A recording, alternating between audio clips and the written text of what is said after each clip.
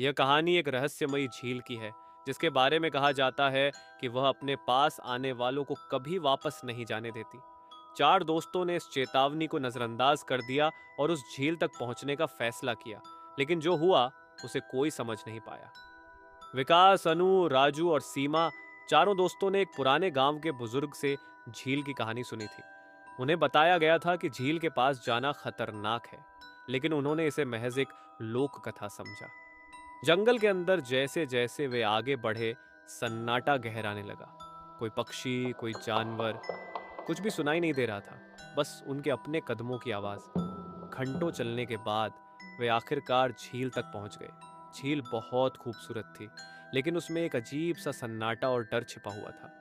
विकास ने झील के पानी को छुआ। पानी बर्फ जैसा ठंडा था। ऐसा लग रहा था जैसे झील के अंदर कुछ छिपा हुआ हो। अंधेरा गहराने लगा। झील का सन्नाटा अब डरावना लगने लगा, लेकिन चारों ने इसे नजरअंदाज किया और बातें करने लगे।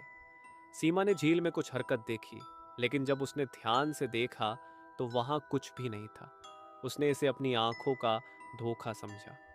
रात के सन्नाटे में झील से एक अजीब फुसफुसाने की आवाज आने लगी। चारों ने सोचा यह हवा की आवाज है। राजू को लगा जैसे झील उसे बुला रही है। वह अजीब तरीके से झील की ओर बढ़ने लगा। विकास ने उसे रोकने की कोशिश की, लेकिन राजू ने किसी की बात नहीं सुनी।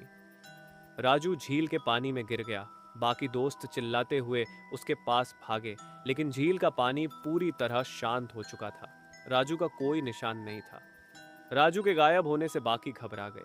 झील का पानी इतना शांत था जैसे कुछ हुआ ही न हो, लेकिन अब डर उनके चेहरों पर साफ झलकने लगा था।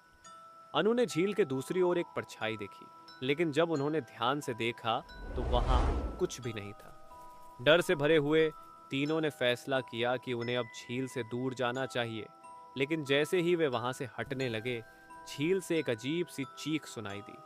सीमा अचानक रुक गई। उसने विकास और अनु को देखा, लेकिन उसके पैर झील की ओर खींचने लगे। झील ने अपना दूसरा शिकार ले लिया।